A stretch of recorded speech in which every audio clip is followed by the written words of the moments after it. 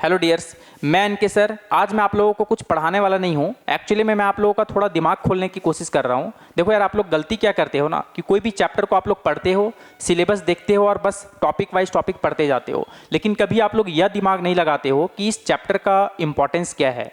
ठीक है, अगर ये चैप्टर नहीं पढ़ेंगे तो कहाँ पर प्रॉब्लम आएगा, मतलब किस प्रॉब्लम को फेस करना पड़ा जिसके वजह से इस चैप्टर को हम लोग को पढ़ने की ज़रूरत है। ठीक है, जैसे मैं एक एग्जांपल दूं तो यार आप लोग वेक्टर जो है एकदम पढ़ते जा, हमेशा पढ़े हो वेक्टर के बारे में, लेकिन कभी आप लोग ये नहीं सोचे होंगे कि वेक्टर को हम लोग क्यों पढ़ते हैं, आखिर इसका ज़रूरत क्यों पड़ा लाइफ में। ठीक है, चलो मैं आप लोग से ही जवाब निकालूंगा। देखो, सबसे पहली बात यार, मेरा 3 सवाल का जवाब दो। बोले अच्छा 3 सवाल, कौन कौन सा? सबसे ईजी सा सवाल है। ठीक है, देखो सबसे पहला सवाल मेरा ये है कि अगर सपोज कि मेरे पास एक बॉक्स है। बोले अच्छा बॉक्स है तो क्या करें?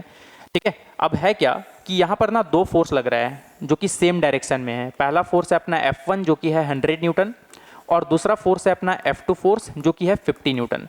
तो बस मेरा सवाल पता है क्या है? सवाल बस यही है कि बताओ यार, इस बॉक्स पे नेट फोर्स कितना लग रहा है। तो आप लोग यार इजीली जवाब दे पाओगे कि अच्छा दोनों फोर्सेस तो सेम डायरेक्शन में लग रहा है, तो नेट फोर्स निकालने के लिए हम लोग यहाँ पर सारे फोर्सेस को ऐड कर देंगे। इट मीन्स 100 + 50 कितना हो जाएगा? F नेट हो जाएगा 150। कितना हो जाएगा? F नेट हो जाएगा 100 + 50, इट मीन्स 150 न्यूटन। ठीक है, 150 न्यूटन का फोर्स अप्लाई होगा इस बॉक्स पे, यानी नेट फोर्स। बोले हाँ यार, ये तो जवाब बहुत बढ़िया है। दूसरा सवाल का जवाब दो। ठीक है, दूसरा सवाल मेरा ये है कि एक बॉक्स है, ठीक है, उस बॉक्स पे इस बार भी 2 फोर्स लग रहा है। बोले अच्छा, एक F1 फोर्स जो कि 100 न्यूटन है और दूसरा फोर्स लग रहा है जो कि 50 न्यूटन है, लेकिन हाँ इस बार जो है ऑपोजिट इन डायरेक्शन लग रहा है। ठीक है, F2 फोर्स कितना है? 50 न्यूटन, लेकिन दोनों फोर्स जो है ऑपोजिट इन डायरेक्शन है। तो बताओ यार, इस बॉक्स पे अब नेट इफेक्टिव फोर्स कितना है? तो आप लोग यार फिर से जवाब दे पाओगे कि इस बार जो है नेट फोर्स कितना है? 50 न्यूटन है। और आप लोग ये चीज़ बहुत ही बेहतरीन तरीके से जानते हो, ठीक है, कि अगर किसी बॉडी पे बहुत सारा फोर्स सेम डायरेक्शन में अगर अप्लाई होता है तो सारे फोर्स को हम लोग ऐड कर देते हैं, तो वो मेरा नेट फोर्स फाइंड आउट हो जाता है। और अगर 2 फोर्स अगर ऑपोजिट इन डायरेक्शन होता है तो नेट फोर्स निकालने के लिए बड़ा फोर्स में से हम लोग छोटा फोर्स को सब्ट्रैक्ट कर देते हैं, और उसका डायरेक्शन किधर होता है? जिधर बड़ा वाला फोर्स होता है। ठीक है, जिधर बड़ा वाला फोर्स होता है। आप लोग देख सकते हो कि पहला वाला बॉक्स में जो है दोनों फोर्स सेम डायरेक्शन में अप्लाई हो रहा था, तो नेट फोर्स निकालने के लिए हम लोगों ने दोनों को ऐड किया। ठीक है, और डायरेक्शन किधर होगा? जिधर दोनों फोर्स लग रहा था। ठीक है, क्योंकि डायरेक्शन तो दोनों का सेम था, तो नेट इफेक्टिव भी वही डायरेक्शन में होगा। और अगर ऑपोजिट डायरेक्शन में है तो नेट फोर्स निकालने के लिए बड़ा फोर्स में से हम लोग छोटा फोर्स को सब्ट्रैक्ट करते हैं, और डायरेक्शन किधर होगा? बड़े वाले फोर्स की तरफ। देख सकते हो कि ये बॉक्स इधर मूव करेगा, कितने से? 50 न्यूटन से। लेकिन यार तीसरा सवाल पता है क्या है? देखो सपोज कि मेरे पास एक बॉक्स है, ठीक है, इस बॉक्स पे F1 फोर्स इधर लग रहा है 100 न्यूटन का।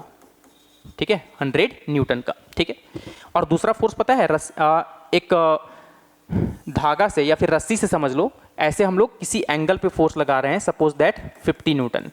कितना है? 50 न्यूटन। ठीक है, और ये एंगल मान लो सपोज दैट है 30 डिग्री।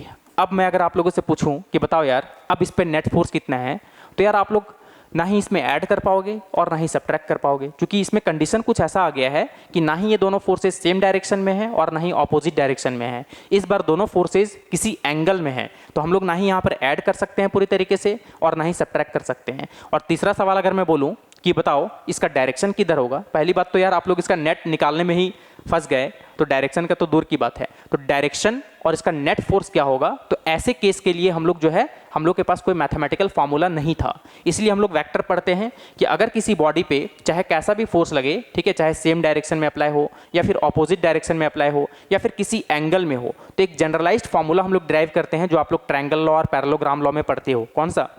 आप लोग याद करो, F नेट का फार्मूला या रिजल्टेंट का फार्मूला आप लोग पढ़े होगे, रूट अंडर में P² + Q² + 2PQ cos theta. पढ़े हो कि नहीं? तो ये फॉर्मूला क्यों आया? इसीलिए आया। क्यों? क्योंकि जब दोनों फोर्सेज अगर कुछ एंगल में हो तो उसके लिए हम लोग ये फॉर्मूला अप्लाई कर पाएं। ठीक है, तो ये एक ऐसा फॉर्मूला है जो हर एक केस के लिए एप्लीकेबल है हुआ। ठीक है, चाहे वो सेम डायरेक्शन हो या फिर ऑपोजिट डायरेक्शन हो। लेकिन यार सेम और ऑपोजिट डायरेक्शन तो सब कोई दिमाग लगा के कर सकते हैं, तो फॉर्मूला में लगाना बेवकूफ़ी होगा, उतना टाइम वेस्ट क्यों करेंगे।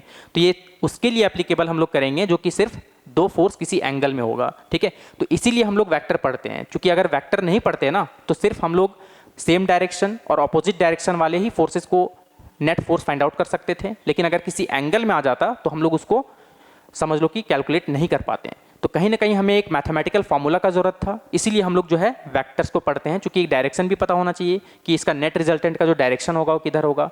तो वेक्टर इसलिए पढ़ते हैं, एक तो नेट रिजल्टेंट निकालने के लिए और दूसरा डायरेक्शन निकालने के लिए। तो उम्मीद करता हूं कि वेक्टर का नीड क्यों हुआ ये आप लोग को बहुत ही बेहतरीन तरीके से समझ में आ गया होगा। ठीक है, तो आज के लिए इतना ही। Thank you.